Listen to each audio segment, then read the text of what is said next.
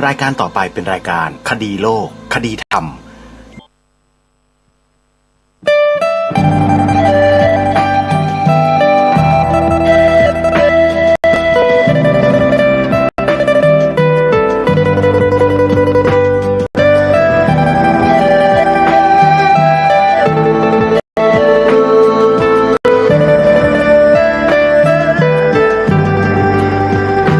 กล้าคิดก็ต้องกล้าทำอย่ากลัวถ้าทำความดีเร่งศึกษาปัญหาให้ทันท่วงที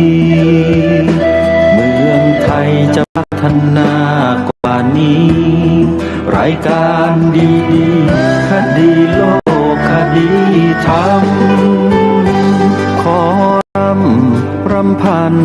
บรรยายความคิดเครื่องหมายแห่งสีทั้งสามงามถนัดขาวคือบริสุทธิ์สีสวัสดิ์หมายพระไตรรัตน์และธรรมะคุมจิตไทยแดงคือ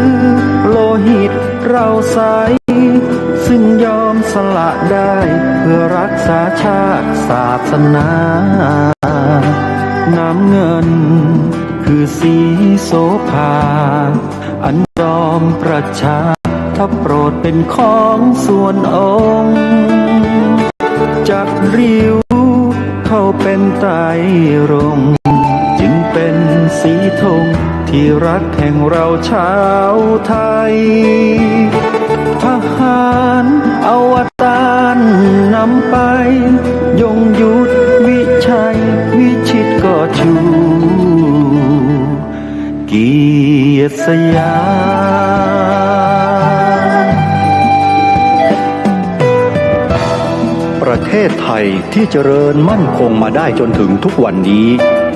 มิได้เกิดขึ้นจากความหวาดกลัวอย่างคลาดเขลาแต่บรรพบุรุษไทยของเราทุกยุคทุกสมัยล้วนแต่มีความกล้าหาญและชาญฉลาดปกป้องเอกราชสร้างชาติให้เกิดความมั่นคงโดยมีธงแห่งพระไตรรัตน์เป็นเครื่องนำชัยจึงเป็นที่มาที่ไปของรายการคดีโลกคดีธรรมกล้าคิดก็ต้องกล้าทำอย่ากลัวถ้าทำความดีเร่งศึกษาปัญหาให้ทันท่วงทีเมืองไทยจะพัฒนากว่านี้รายการดีๆคดีโลกคดีธรรมรายการดีๆคดีโลกคดีธรรม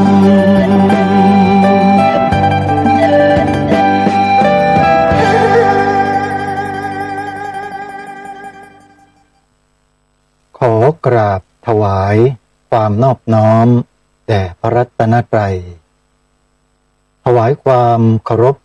พระมหาเถระพระเถรานุเถระทุกท่านขอเจริญสุขญาติโยมสาธุชนที่กำลังติดตามรับฟังรายการจากสถานีวิทยุแห่งนี้ทุกท่าน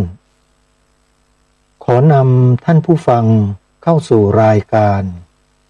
คดีโลกคดีธรรมพบกันในวันนี้วันขึ้น1 ค่ำเดือน 9วันนี้ตรงกับวันศุกร์ที่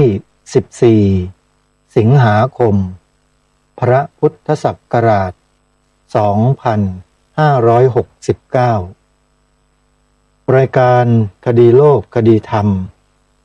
มีให้ท่านผู้ฟังติดตามรับฟังกันเป็นประจำทุกวันทางสถานีวิทยุพระพุทธศาสนาแห่งชาติคลื่นต่างๆพร้อมด้วยเครือข่ายท่านผู้ฟังสามารถดาวน์โหลดแอปพลิเคชันที่ชื่อว่าวิทยุพุทธศาสนาทั่วไทยเพื่อติดตามรับฟังรายการนี้ได้ทุกวันแต่ละวันนั้นสามารถฟังได้ถึง6 เวลา ตั้งแต่9 นาฬิกา10 นาฬิกา11 นาฬิกา13 นาฬิกา17 นาฬิกาและเที่ยงคืนตี 1รายการคดีโลกคดีธรรมนั้นยังสามารถติดตามรับฟังย้อนหลัง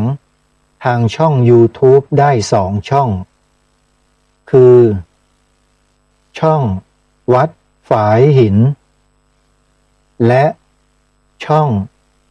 ธรรมะคลื่นสีขาวขอกราบขอบพระคุณครูบาอาจารย์ทุกรูปที่เปิดพื้นที่ทางอากาศให้แก่รายการคดีโลกคดีธรรมได้ทำหน้าที่ด้วยดีเสมอมารายการคดีโลกคดีธรรมนั้นมุ่งเน้นให้ชาวพุทธของเราเนี่ยมีจุดยืนของความเป็นชาวพุทธไม่ใช่แค่เรื่องของแค่การศึกษาและปฏิบัติเท่านั้นแต่จะเน้นลงไปที่อีกส่วนหนึ่งที่ชาวพุทธส่วนมากละเว้นกันมาโดยตลอดนั่นก็คือ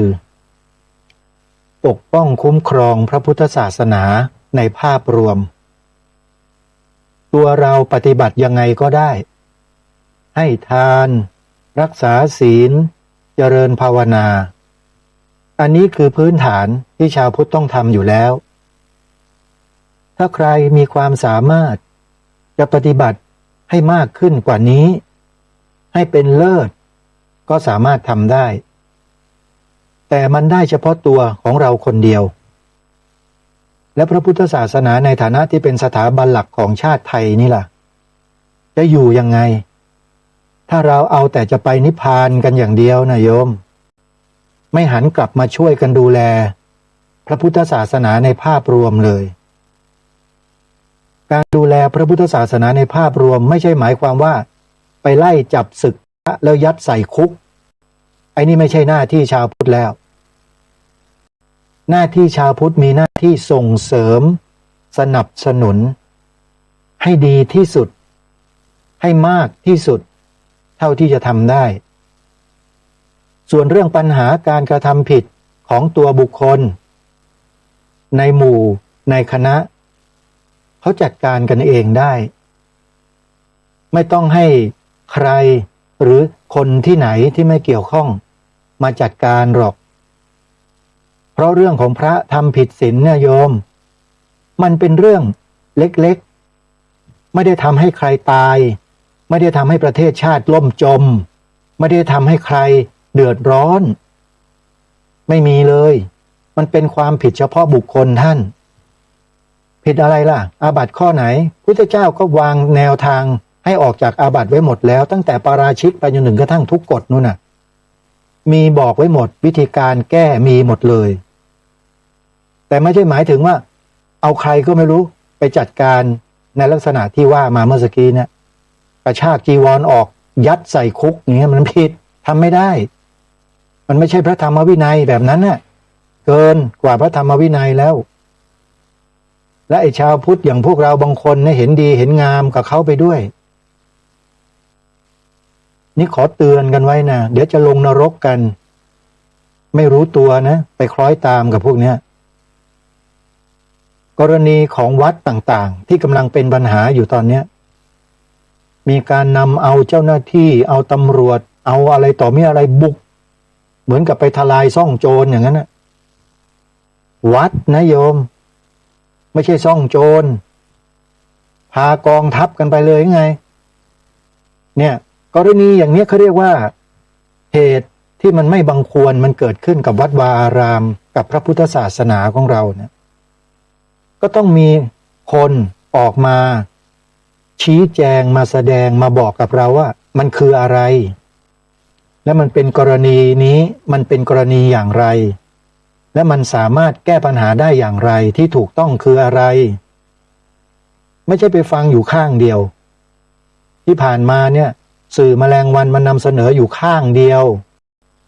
แล้วมันก็เตรียมการมาเป็นอย่างดีแล้วก็เข้าข้างฝ่ายโน้นอะไรอย่างเงี้ยนะ มันเห็นกันอยู่รู้กันอยู่ เพราะฉะนั้นต้องให้พวกเราเนี่ยละเอียดละออกันนิดนึงเวลาจะติดตามสื่อเนี่ยอย่าไปใช้ความรู้สึกเข้าไปตัดสินชิบหายหมดแหละใช้ความรู้สึกอย่างเดียวเนี่ยมันต้องใช้หัวมึงโยมหัวบนหัวเนี่ยคือสมองแล้วก็ปัญญาเนี่ยใช้บ้างค่อยๆคิดค่อยๆพิจารณาอย่าเพิ่งหลงเชื่ออะไรมันง่ายๆยกตัวอย่างเมื่อวานนี้รายการก็นำเสนอไปแล้วอย่างวัดร่มโพธิธรรมเนี่ยที่ตำบลหนองหินอำเภอหนองหินจังหวัดเลยที่เขากำลังจะจัดโครงการปกป้องคุ้มครองพระพุทธศาสนาโดยการออกโฉนดที่ดินให้วัดนี่แหละคือการทำให้วัดให้กับพระพุทธศาสนามีความมั่นคงตลอดการด้วยการออกโฉนดที่ดินให้วัดเนี่ยนี่ขนาดมีโฉนดที่ดินวัดแล้วนะที่จังหวัดขอนแก่นเนี่ยเป็นข่าวอยู่เนี่ยไปเอาปูนเอาท่อเทปูนปิดประตูวัดป้ายประกาศกำแพงวัดห้ามใครบุกรุกภายใน15 วันถ้าไม่ออกจะดำเนินการตามกฎหมายกรณีเกิดที่หนองแวงที่ขอนแก่นจะมาติดตามดูข้อมูลแล้วปรากฏว่าความจริงมีคนเขาออกมานำเสนอแล้วเป็นคลิปเดี๋ยวจะเปิดให้พวกเราได้ฟังกันหลังจากนี้นะวันนี้ได้ฟังแน่เป็นคลิปรายการโหนกระแสวันนี้ใช้ชื่อโหนกระแสได้เพราะว่าออกมาในทางที่เป็นบวกกับพระพุทธศาสนาแต่ที่ผ่านมาเนี่ยอาตมาไม่ได้เรียกชื่อว่าโหนกระแสเพราะว่ากระแสที่เขาทำขึ้นมาเป็นลบต่อพระพุทธศาสนาไงช่วงนั้นอาตมาเรียกว่าโหยกระสือไม่ใช่โหนกระแสนะฮะแต่เป็นชื่อมาจากที่ไหน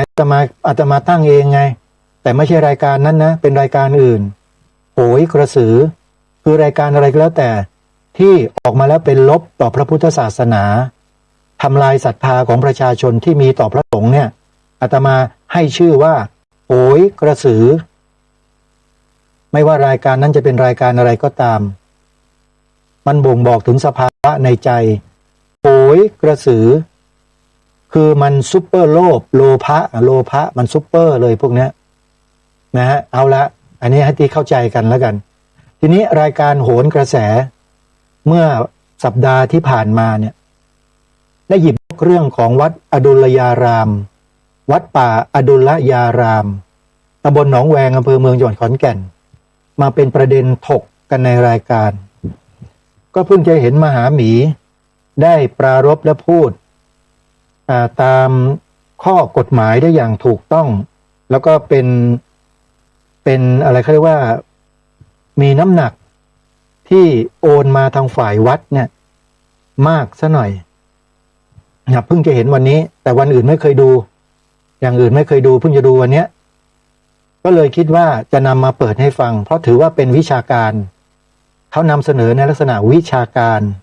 อาตมาจะไม่ยึดติดตัวบุคคลนะใครก็ได้แม้แต่คุณไทยกรพลสุวรรณที่ผ่านมาเมื่อวันซืนที่นำมาเปิดก็เช่นกันเมื่อวานนี้ก็เหมือนกันอาตมาไม่ได้รู้จักหรอกไม่รู้จักเลยไอ้มหาหมีนี่ก็ไม่รู้จักเป็นใครก็ไม่รู้ไม่เคยรู้จักมาก่อนด้วยแต่พอเห็นเขาทำงานเกี่ยวกับเรื่องวิชาการด้านกฎหมายบ้างอะไรบ้างเกี่ยวกับพระพุทธศาสนาเนี่ยก็ชื่นชมเขาอยู่ว่าเขามีความรู้แต่บางทีความรู้ตรงนั้นถ้าไม่ได้ถูกกำกับด้วยจิตที่ไม่เป็นอคติถูกกำกับด้วยจิตไม่เป็นอคตินะถ้าไม่ได้ถูกกำกับด้วยจิตที่ไม่เป็นอคติฟังให้ดีนะโยมถ้าไม่ได้ถูกกำกับด้วยจิตที่ไม่มีอคติมหาหมีก็เป๋เป็นเหมือนกันแม้แต่ทนายบางคนก็เป๋มากด้วยก็มีเหมือนกันนะเพราะฉะนั้นบุคคลเหล่านี้เป็นบุคคลที่นำเสนอข้อมูลทางวิชาการอะไรที่เป็นประโยชน์ต่อพระพุทธศาสนาอาตมาจะนำมาเปิดแต่ถ้าเป็นโทษอย่าหวังเลยอาตมาจะไม่นำมาเปิดเพราะมันเป็นโทษส่วนบุคคลนะโทษส่วนบุคคลคุณมานำเสนอ ให้คนเขาดูแล้วเข้าใจว่าเป็นโทษของส่วนรวม คนดูแล้วก็คิดว่าศาสนาเสื่อมแล้วพระสงฆ์ไม่ดีทั้งประเทศอย่างเงี้ยอาตมาไม่เอามานำเสนอ เพราะสื่อที่อาตมาทำอยู่ไม่ใช่สื่อแมลงวัน เป็นสื่อแมลงผึ้งแมลงผู้ที่ตอมกินแต่เกสรดอกไม้ที่ความบริสุทธิ์และเอาไปป้อนให้กับสังคมในทางที่ดีเท่านั้นเพราะฉะนั้นไม่ว่าคนนั้นจะเป็นใครก็ตามเถอะที่อาตมาเมื่อได้ดูแล้วพิจารณาแล้วเห็นว่าเป็นประโยชน์ในภาพรวมของพระพุทธศาสนาอาตมาจะนำมาเปิดให้ฟังในกรณีเนี้ยวันเนี้ยเดี๋ยวจะนำมหาหมีที่ไปออกรายการโหนกระแสซึ่งไม่ใช่โหนกระสือนะฮะเมื่อก่อนนี่โหนกระสือแต่วันนี้โหนกระแสเป็นสิ่งที่ดีเป็นบวกก็จะนำมาเปิดให้เราฟังเราจะได้รู้ที่มาที่ไปได้อย่างถูกต้องและชัดเจนเพราะมหาหมีเนี่ยเขาลำดับเหตุการณ์ได้ชัดมากว่าวัดป่าอดุลยารามมีที่มาที่ไปยังไงวันเดือนปีทำอะไรไว้แบบไหนยังไงและเหตุที่เกิดปัจจุบันนี้มันเกิดมาตั้งแต่เมื่อไหร่เกิดเพราะอะไรและมันเป็นไปได้ไหม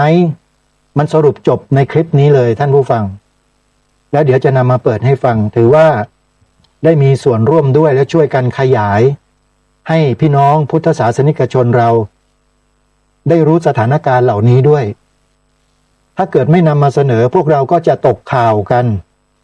แล้วเราก็จะฟังข่าวอยู่ฝ่ายเดียวคือวัดผิดวัดผิดวัดไม่ถูกพระถูกผิดพระผิดพระเจ้าอาวาสผิดเราจะฟังอยู่ฝ่ายเดียวไงแต่กรณีนี้เขาก็มีข้อมูลเอกสารหลักฐานยืนยันไว้หมดเลย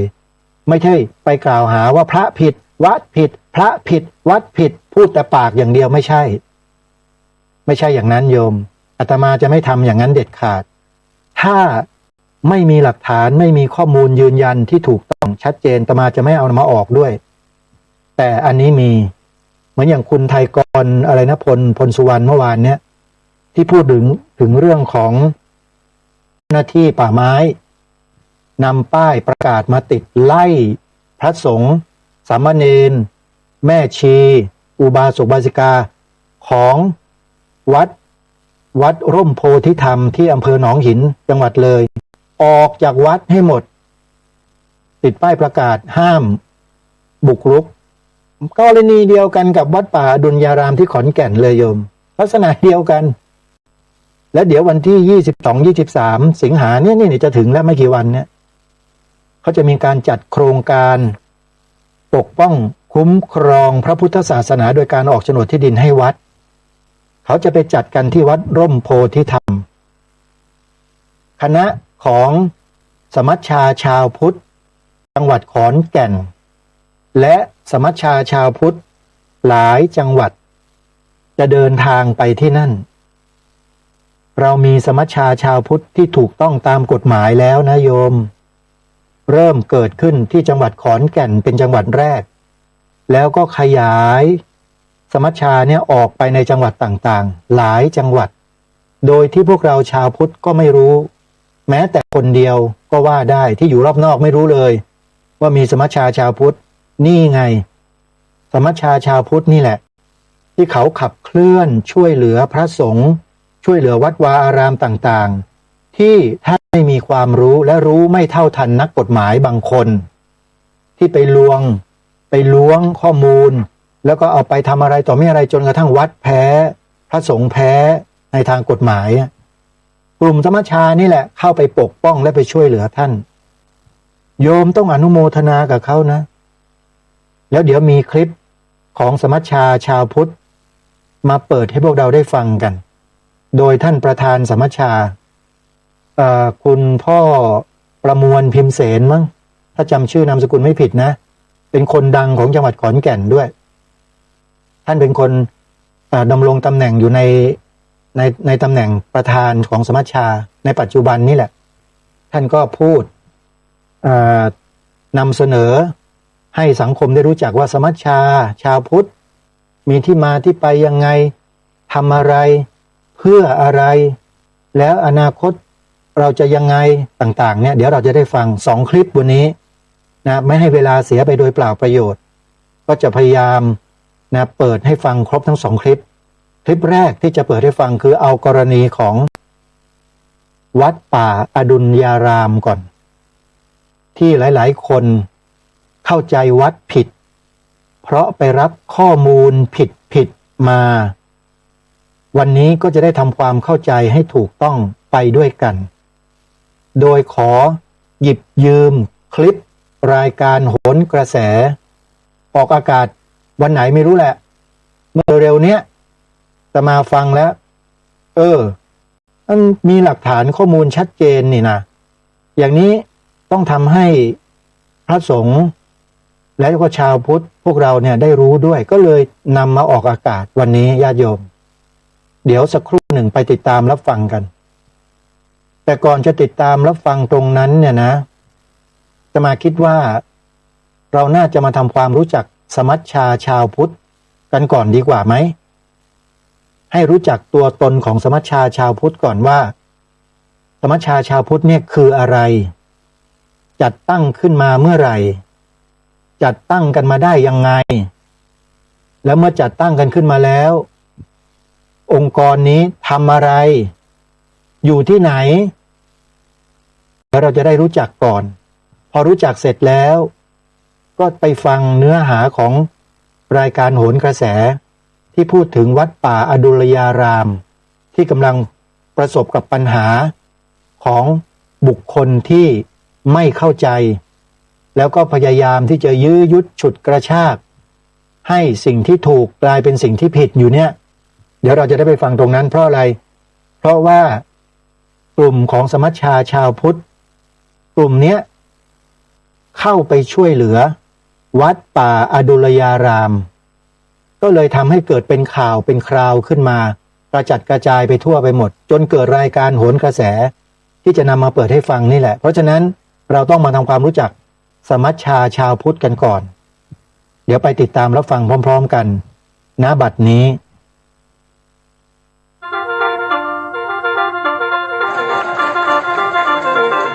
ประชุมใหญ่วิสามัญของสมัชชาชาวพุทธนะครับก็มาตกปัญหากันหลายๆอย่างแล้วก็คุยกันที่ทำมาแล้วก็ต่อไปจะขับเคลื่อนยังไงและสุดท้ายก็พอดีคุณชาติชัยชาธรรมาประธานสมัชชาคนที่แล้วเนี่ยเขาลาออกว่าสมาชิกก็เลยมีแนวคิดว่ามาเลือกกันใหม่นะครับก็เลยมาเลือกกันใหม่ก็มาได้ผมซึ่งเป็นคนเก่า เป็นผู้ก่อตั้งสมัชชามาก็จะเข้ามาสักแป๊บหนึ่งนะครับมาปรับกระบวนยุทธที่จะขับเคลื่อนที่อยากให้พี่น้องประชาชนได้รับรู้กันก็คือสมัชชาชาวพุทธเนี่ยตั้งโดยราชการตั้งโดยกระทรวงมหาดไทยสั่งการให้ผู้ว่าราชการจังหวัดทุกจังหวัดไปตั้งสมัชชาชาวพุทธมหาเถรสมาคมก็สั่งการลงไปถึงเจ้าคณะจังหวัดทุกจังหวัดให้ตั้งสมัชชาชาวพุทธเพื่อความมั่นคงของชาติทุกจังหวัดมันก็เลยเกิดสมัชชาขึ้นมาของเรานี่ก็คือผู้ว่าตั้งนะฮะผู้ว่าตั้งมาก็เป็นองค์กรภาคประชาชนที่มาดูแลทางด้านศาสนาช่วยกันขับเคลื่อนถ้ามันมีปัญหาก็ช่วยกันปัดเป่าคือพยายามรวมใจชาวพุทธให้เป็นหนึ่งเดียวสมัชชาชาวพุทธเนี่ยมีวัตถุประสงค์อยู่แล้วว่าหนึ่งจะต้องสร้างความเข้าใจให้กับพี่น้องประชาชนให้รู้ธรรมะอย่างถูกต้องแล้วก็มาช่วยเหลือทางพระสงฆ์ด้วยในการขับเคลื่อนช่วยเหลือทางไหนช่วยเหลือทางด้านธรรมะช่วยเหลือทางด้านกฎหมายช่วยเหลือทางด้านวัดวาอารามเป็นสื่อกลางอะไรพวกเนี้ยประเด็นต่อไปเราก็มีวัตถุประสงค์ที่จะมาพบปะเป็นแหล่งพบปะพูดคุยแลกเปลี่ยนเรียนรู้ชาวพุทธด้วยกันเพื่อที่จะขับเคลื่อนต่อไปนะครับแล้วก็ทางด้านกองทุนก็จะพยายามหาผู้ที่มีใจบุญใจอะไรทำนองเนี้ยนะมาขับเคลื่อนเรายอมรับไหมว่าธรรมะของพระพุทธเจ้าน่ะทำให้ประชาชนอยู่ดีมีสุขไม่เบียดเบียนกันอันนี้ถ้า ถ้าเรายอมรับแล้วเราก็ต้องเอาธรรมะมาขับเคลื่อนเพื่อให้สังคมเราสงบสุขอยู่ดีมีสุขนี่แหละครับที่มาที่ไปและที่กำลังจะเดินต่อไปของสมัชชาชาวพุทธครับ เอาล่ะท่านสาธุชน และที่จบไปนั่นก็คือเสียงของท่านประธาน สมัชชาชาวพุทธเพื่อความมั่นคงของชาติจังหวัดขอนแก่น คืออาจารย์ประมวลพิมพ์เสนท่านเป็นชาวจังหวัดขอนแก่นโดยกำเนิด ได้ร่วมกันกับประชาชนที่อยู่ในจังหวัดขอนแก่น จัดตั้งสมัชชาชาวพุทธขึ้นมาโดยกระทรวงมหาดไทยยื่นจดทะเบียนแล้วก็อนุญาตให้จัดตั้งสมัชชาชาวพุทธอย่างถูกต้องตามกฎหมายแล้วทางกระทรวงมหาดไทยก็ส่งหนังสือเวียนไปยังผู้ว่าราชการจังหวัดทั่วราชอาณาจักรเจ้าคณะจังหวัดซึ่งเป็นฝ่ายสงฆ์ทั่วราชอาณาจักรให้ได้ทราบถึงเจตนารมณ์ในการจัดตั้งสมัชชาชาวพุทธเพื่อความมั่นคงของชาติในจังหวัดต่างๆขอความร่วมมือผู้ว่าราชการจังหวัดและเจ้าคณะจังหวัดทั้งฝ่ายบ้านเมืองแล้วก็ฝ่ายสงฆ์ให้ช่วยกันสนับสนุนในการจัดตั้งสมัชชาชาวพุทธทั่วประเทศซึ่งในปัจจุบันนั้นตั้งไปกี่จังหวัดแล้วอาตมาก็ไม่ได้ติดตามข้อมูลนี้แต่ที่นำมาเปิดให้ฟังเนี่ยเพื่อให้พวกเราชาวพุทธแล้วก็รวมถึงพระคุณเจ้าทุกรูปนะครับได้ทราบว่าณขณะนี้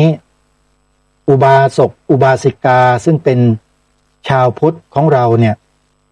ได้ดำเนินการจัดตั้งสมัชชาชาวพุทธเพื่อความมั่นคงของชาติสำเร็จเสร็จสิ้นแล้วและก็ยังสามารถที่จะจัดตั้งในจังหวัดต่างๆได้อย่างสะดวกเลยถ้าหากว่าในจังหวัดนั้นๆมีผู้คนหรือมีคณะบุคคลที่พร้อมจะทำงานด้วยความเสียสละเพื่อพระพุทธศาสนาเพื่อชาติบ้านเมืองนี่คือสิ่งที่สามารถทำได้ส่วนรายละเอียดต่างๆถ้าต้องการจะรับรู้รับทราบให้ติดต่อไปที่สมัชชาชาวพุทธจังหวัดขอนแก่นซึ่งถือว่าเป็นบุคลากรต้นเรื่องในการดำเนินการเพื่อขออนุญาตจดทะเบียนตั้งสมัชชาชาวพุทธคือชาวจังหวัดขอนแก่นเป็นโมเดลท่านผู้ฟังนะฮะแล้วถ้าหากว่าใครที่จะจัดตั้งถ้ารู้จักกับผมนะประสานและติดต่อมาที่อาตมาหรือกระผมก็ได้มีทั้งพระทั้งโยมครับทำได้หมดนะครับ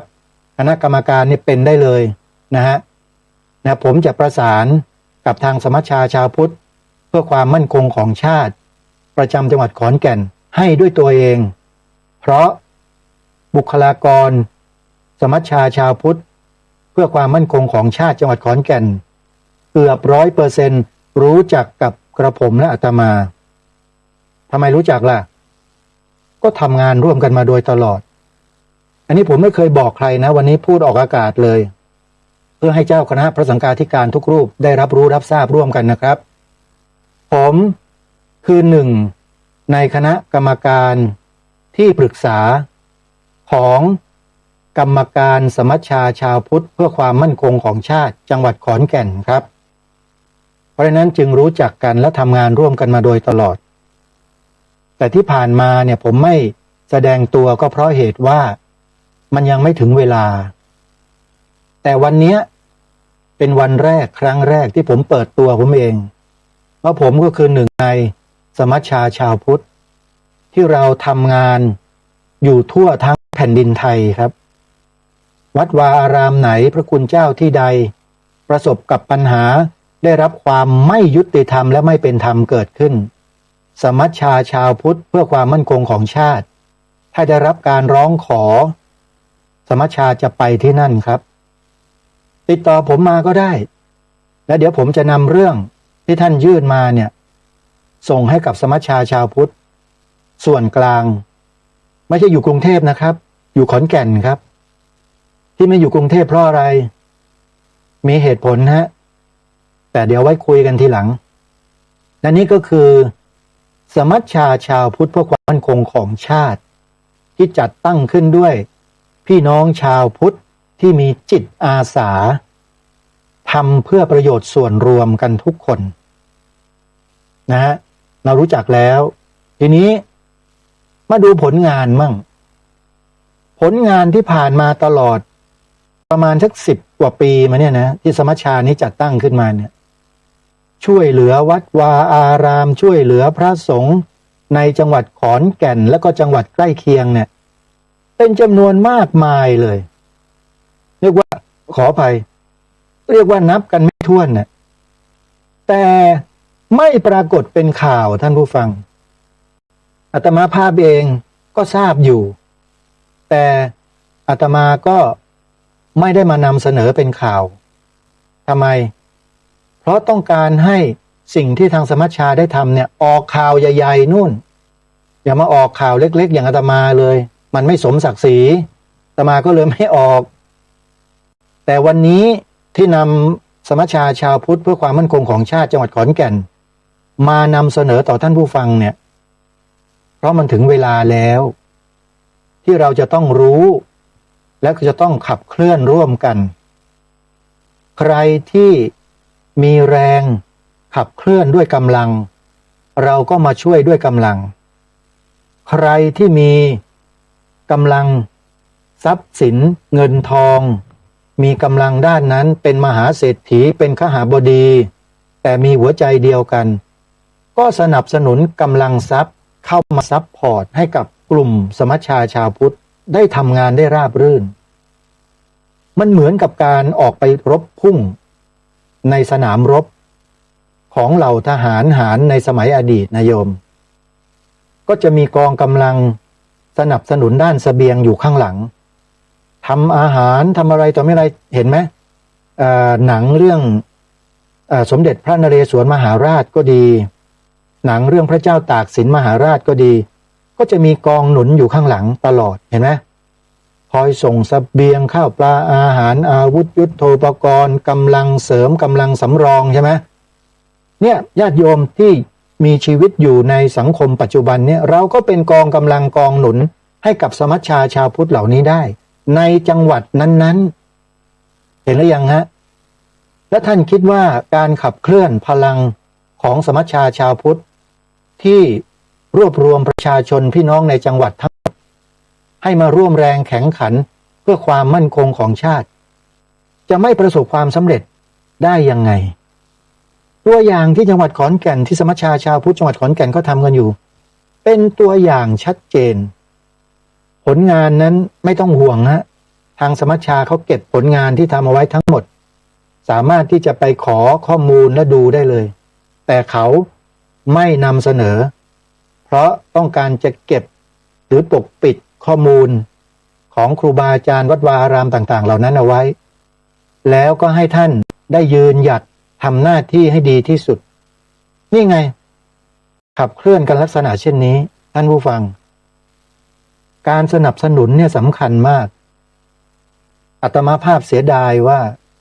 อาตมาเป็นพระผู้น้อยไม่ใช่พระผู้ใหญ่นะเรื่องของกำลังของอาตมาเนี่ยมีน้อยโดยเฉพาะกำลังทรัพย์ถ้าอาตมาเป็นเจ้าวาดวัดใหญ่ๆมีเงินเยอะๆอันนี้พูดกันตรงๆชัดๆนะครับครูบาอาจารย์นะไม่ต้องอ้อมค้อมนะถ้ารู้ว่ามีสมัชชาชาวพุทธแบบนี้โอ้โหไม่ต้องห่วงเลยต้องการอะไรบอกมาท่านอาจารย์คนนั้นคนนี้ที่ทำงานกันอยู่อาจารย์บอกนะวัดนั้นก็ปวารณาวัดนู้นก็ปวารณาวัดนั้นก็ปวารณาวัดนั้นก็ปวารณาวัดใหญ่ๆดังๆเงินเยอะๆปวารณาเลยสมัชชาชาวพุทธจะต้องมีกำลังทำหน้าที่อย่างเต็มที่ไม่ต้องห่วงเรื่องทรัพย์สินเสบียงเดี๋ยวจัดการให้เต็มที่นี่คนเหล่านี้เพียงไม่กี่คนเองโยมสมัชชาเนี่ยในจังหวัดนั้นน่ะ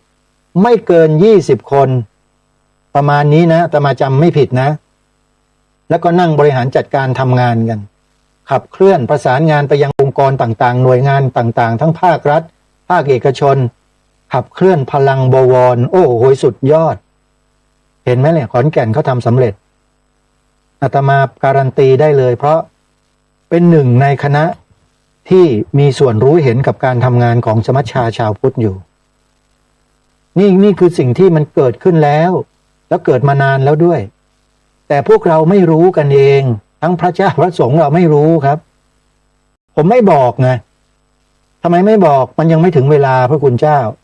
ครูบาอาจารย์ครับตอนนี้มันถึงเวลาแล้วฮะเพราะอะไรมันเกิดกรณีวัดร่มโพธิธรรมขึ้นมันเกิดกรณีวัดป่าอดุลยารามที่หนองแวงขอนแก่นขึ้นและมันเกิดที่ครูบาไก่ขึ้นวัดสิรินธรอะไรต่างๆนั่นนะมันเกิดขึ้นมาแล้วและสมัชชานี้ก็ลงพื้นที่จัดการเรียบวัดชนะหมดเลยนี่ไม่ได้คุยโม้นะครับสมัชชานี้ไม่ธรรมดานะผมบอกไว้ก่อนเขามีทุกฝ่ายเลยที่เชี่ยวชาญทางด้านการเมืองเศรษฐกิจเนี่ยไม่ค่อยดีเท่าไหร่เพราะว่าแต่ละคนไม่มีธุรกิจนะการเมืองนะการกฎหมายนะเป็นครูเป็นอาจารย์เป็นอดีตนักบวชเป็นนักบวชก็อยู่ในสมัชชานี้ทุกคนมีความชำนาญด้านต่างๆและมารวมกันแล้วก็มาปรึกษาหารือแลกเปลี่ยนเรียนรู้เหมือนอย่างที่ท่านประธานประมวลพิมพ์เสนเมื่อสักครู่นี้ท่านได้กล่าวนั่นแหละกิจกรรมของสมัชชาเนี่ยเขาทำลักษณะเช่นนี้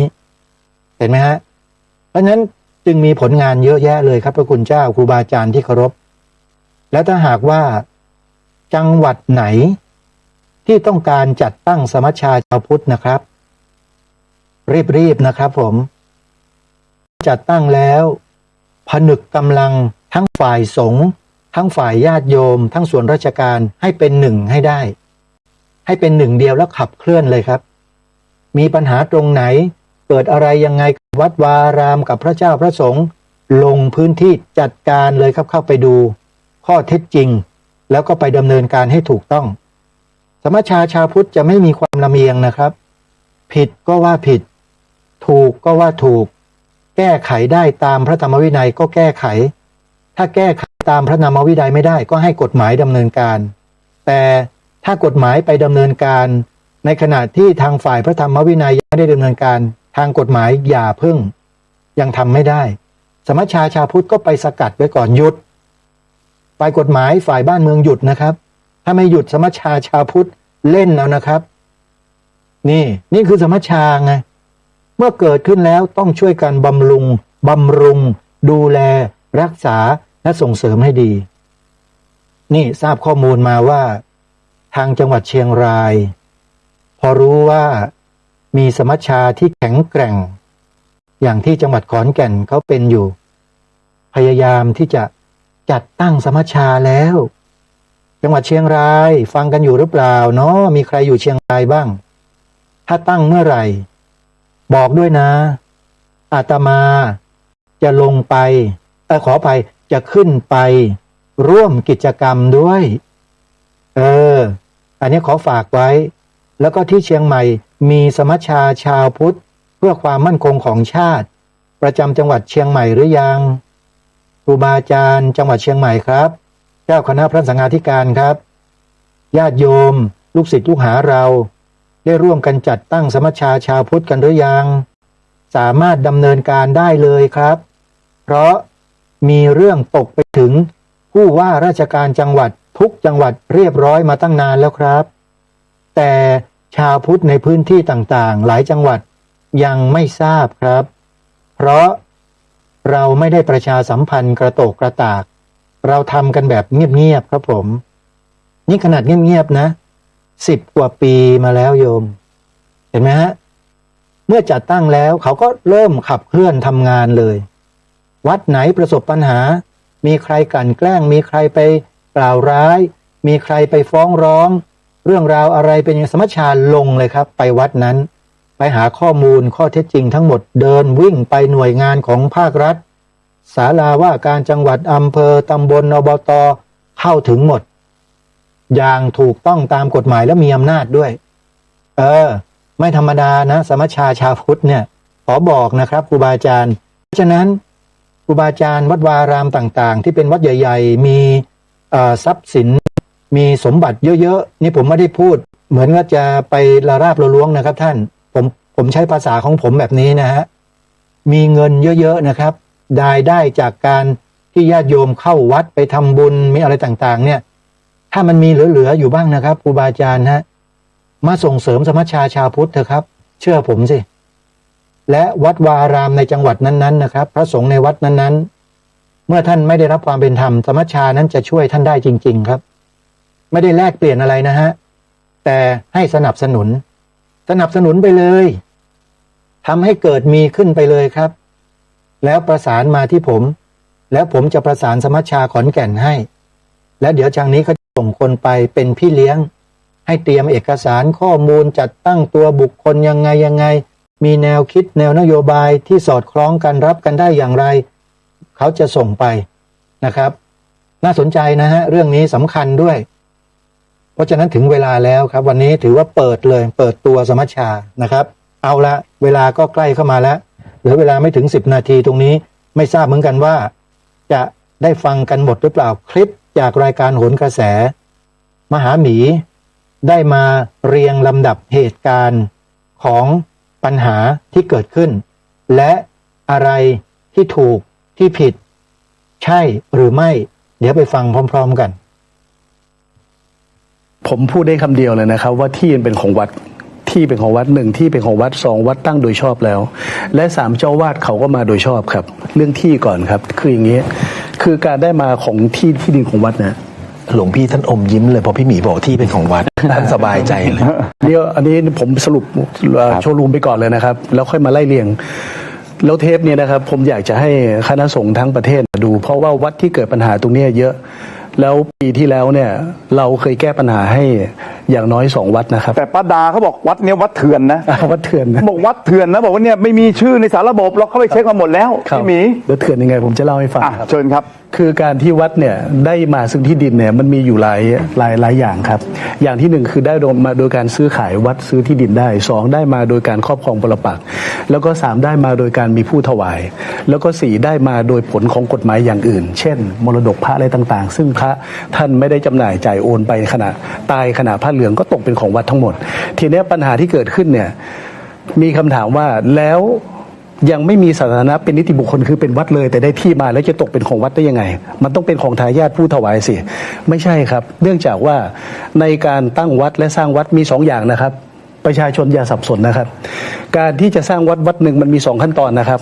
1ขออนุญาตสร้างวัดอันนี้คือขั้นตอน1 2ขออนุญาตตั้งวัดจบมีฐานะเป็นนิติบุคคลในการขอสร้างวัดเนี่ยมีทายกถวายที่มาเจตจำนงก็คือว่าเขาต้องการที่จะสร้างวัดใดวัดหนึ่งพอไปถวายแสดงเจตจำนงปั๊บเนี่ยต้องทำตามแบบเนื่องจากว่าตั้งแต่โบราณมามีคำพิพากษาฎีกาหลายฎีกานะครับอย่างน้อย10-20ฎีกาเขาบอกชัดเลยว่าการถวายที่วัดหรือที่หลวงเนี่ยมันมีความเหมือนกันอยู่3อย่างที่1ก็คือว่าไม่ต้องทำตามแบบตามประมวลกฎหมายแพ่งพาณิชย์มาตรา525แบบก็คือว่าง่ายๆครับพี่หนุ่มถ้าเราจะให้ที่ใครเนี่ยเราจะต้องไปที่สำนักงานที่ดินทำเอกสารขึ้นมาจะยกให้จะซื้อจะขายแล้วเจ้าพนักงานที่ดินต้องเซ็นรับทราบไม่ต้องทำอย่างนั้นครับที่หลวงกับที่วัดเพราะฉะนั้นคำพิพากษาศาลฎีกาก็เลยออกมาว่ากรณีดังกล่าวตกเป็นที่ของวัดแล้วตั้งแต่วันที่ถวายโดยไม่ต้องทำตามแบบแต่ยังไม่จบนะครับยังไม่จบคือว่าทางฝ่ายญาติเขาเนี่ยครับโดยเฉพาะป้าเนี่ยแกก็อ้างว่าณช่วงเวลานั้นยังไม่ได้เป็นวัดถูกไหมครับเขาบอกมาเลยไม่ได้เป็นวัดเนี่ยคำว่าวัดเนี่ยนะครับตามพรบสงฆ์ปี05แก้ไขเพิ่มเติมปี35มาตรา31เขาบอกว่าวัดเนี่ยมี2อย่าง1วัดที่รัฐประชาธรรมวิสุงคามสีมา2วัดที่เป็นสำนักสงฆ์และวัดมีฐานะเป็นนิติบุคคลคำนี้ขีดเส้นใต้นะครับพอวัดณช่วงเวลานั้นยังไม่มีครับเป็นแค่สำนักสงฆ์ยังไม่เป็นนิติบุคคลในเฮียงเนี่ยถวายหลวงพ่อเข้ามาแต่เจตจำนงของในเฮียงที่บอกว่าต้องการให้ตั้งวัดให้สร้างวัดตรงนั้นน่ะที่ดังกล่าวเขาเรียกว่าต้องพูดตามคำพิพากษาศาลฎีกาหลายฉบับบอกเลยว่าถ้ามีคนถวายอย่างเงี้ยถือว่าตกเป็นที่สมบัติของแผ่นดินแต่ไม่ใช่ให้ประชาชนใช้ร่วมกันนะครับให้สำหรับการตั้งวัดในพระพุทธศาสนาศาลฎีกาใช้คำนี้ครับนั่นหมายความว่าเจตจำนงของนายเฮียงน่ะต้องการให้มาสร้างวัดพอตกเป็นแต่ยังไม่ตกโดยนิติกรรมหมายความว่ายังไม่ได้โอนวัดยังไม่เสร็จครับที่ได้ขั้นตอนคืออย่างเงี้ยในการให้สร้างวัดเนี่ยพอนายเฮียงถวายที่มาปั๊บใช่ไหมครับวัดท่านก็อยู่ไป เป็นสำนักสงฆ์พอเป็นสำนักสงฆ์ปั๊บเนี่ยนะฮะในปี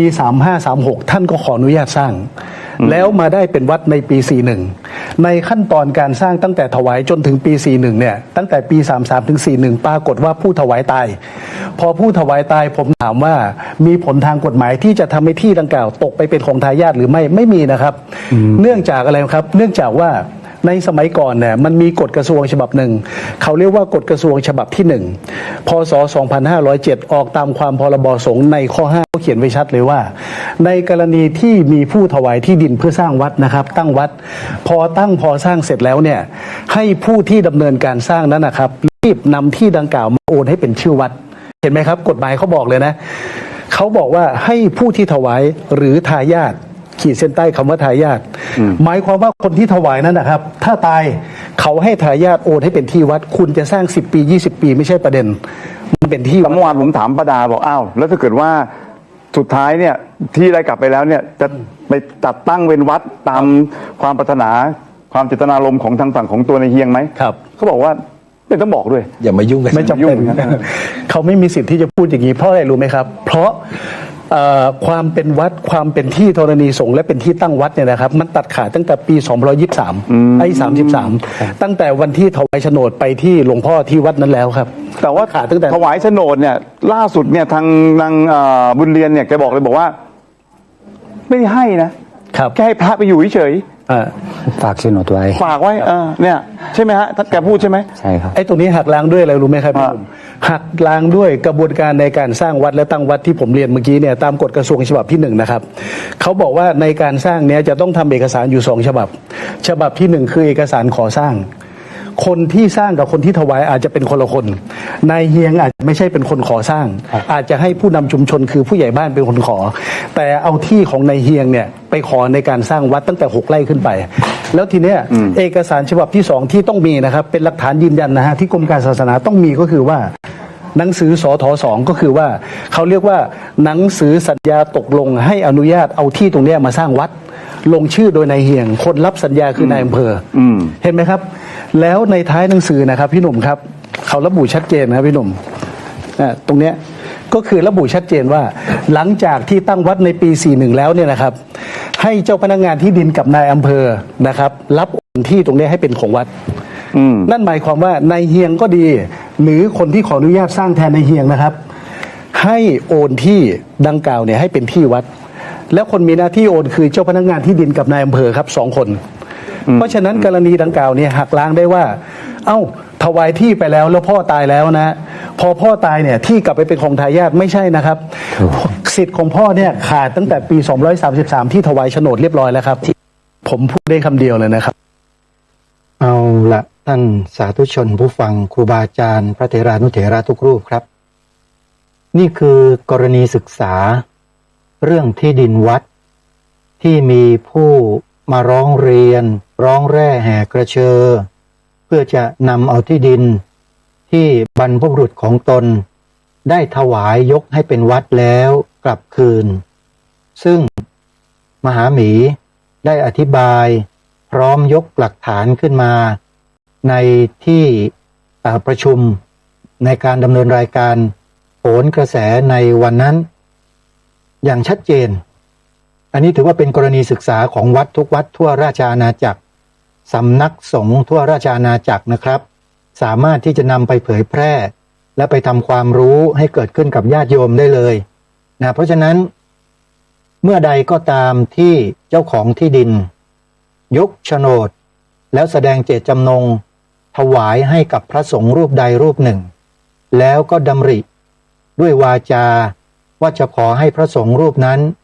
สร้างเป็นวัดโฉนดที่ดินนั้นถือว่ากลายเป็นของพระสงฆ์และเป็นของวัดนั้นโดยกฎหมายเลยนะครับแล้วทายาทไม่มีสิทธิ์ที่จะมาเรียกร้องคืนตามกฎหมายเลยเพราะฉะนั้นที่เห็นที่ทำกันอยู่ที่ออกเป็นสื่อเป็นข่าวอะไรกันอยู่ที่ผ่านมาเนี่ยนะผิดทั้งนั้นเลยฮะไม่ถูกต้องนี่คือกรณีตัวอย่างที่หยิบยกขึ้นมาในวันนี้ท่านผู้ฟังและเดี๋ยวถ้ามีความคืบหน้าอย่างไรทางรายการก็จะได้นำมาเสนอ ให้ท่านผู้ฟังได้ติดตามและฟังกันต่อวันนี้เวลาของรายการหมดต้องขอสมมุติยุติไว้เท่านี้พบกับรายการได้ใหม่ในวันต่อไปขอความสุขสวัสดีจงมีแด่ท่านผู้ฟังทุกท่านทุกคนเทินขอเจริญพร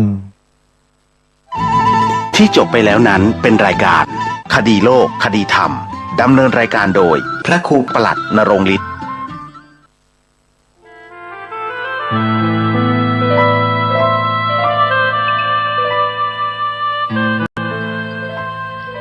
นักเผยแผ่จึงเปรียบเสมือนหมอที่วินิจฉัยโรคแล้วค่อยๆทดลองยาเมื่อเห็นว่าให้ยาถูกโรคก็คอยดูแลไม่ให้เกิดโรคแทรกซ้อนตามขึ้นมาอีกหมอต้องไวต่อการเรียนรู้เรื่องโรคและวิธีรักษาโรคฉันใด